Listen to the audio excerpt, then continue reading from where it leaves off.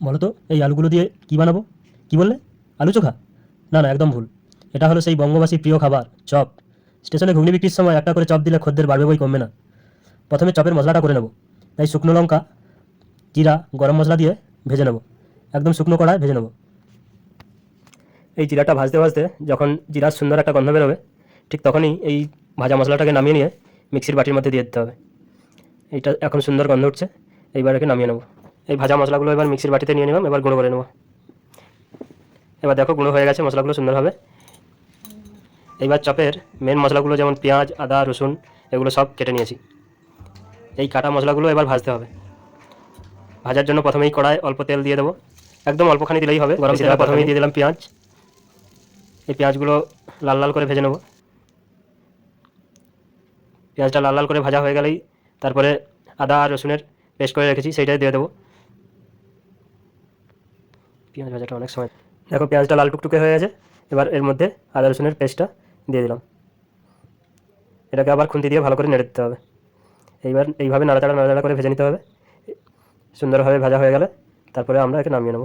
ভাজা মশলাটা আলুর মধ্যে দিয়ে দিলাম এবং তার মধ্যে আগে গুঁড়ো করে রাখা মশলাগুলোও দিয়ে দিলাম। তার মধ্যে পরিমাণ মতো নুন মেশালাম। বাঁ হাতে করে নুন দিয়েছে বলে আবার কেস দিতে যাও না দয়া করে। মনে হয় নুন কম পড়েছে, আবার একটু নুন মেশাচ্ছে দেখছি। নুন মেশানোর পর এবার সুন্দর করে মেখে নিতে হবে। আচ্ছা, এই ফাঁকে তোমরা কমেন্ট করে দাও তো কে কে চপ খেতে ভালোবাসো। আমরা তো নিজেরা বানিয়ে খেতেই বেশি ভালোবাসি। এখন আবার নিপা ভাইরাস বেরিয়েছে, সেই জন্য বাইরের খাওয়া ভালো নয়, তাই আমরা ঘরেই চপ বানাতে লেগে গেছি। দেখো চপের আলু মাখা একদম সেজেগুজে রেডি। আমরা 6 জন আছি তাই গুনে গুনে 12 ভাগ করেছি আলুটা। বেসনটাও এবার মশলা দিয়ে মাখিয়ে নেব। এবার ওই চপের লেচিগুলো এবার চাপটা করে নেবো এইভাবে পেপারের সাহায্যে। এইভাবে করলে একদম সুন্দরভাবে চাপটা হয়ে যায়। দেখো এইভাবে করলে একদম চপের শেপ নিয়ে নেবে আলুটা। চপের দোকানে আবার হাত দিয়েই এরকম চাপটা করতে দেখেছি, কিন্তু আমরা পারি না তাই আমরা এইভাবে করছি। এভাবেই আমাদের সুবিধা হয় এইভাবে আলুটা চাপটা করে নিতে।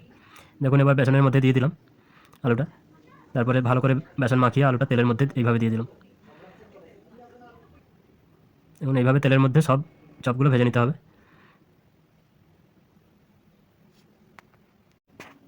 প্রত্যেকটা চপ প্রথমে হালকা করে ভেজে নিয়ে তুলে নিতে হবে এবং তারপরে আবার দ্বিতীয়বার করে ভাজতে হবে। দ্বিতীয়বার এইভাবে ভাজলে চপের কালারটা সুন্দর আসে, ঠিক আমাদের এইভাবে যেমন এসছে। দেখুন সুন্দর দোকানের মতো চপের কালারটা এসছে।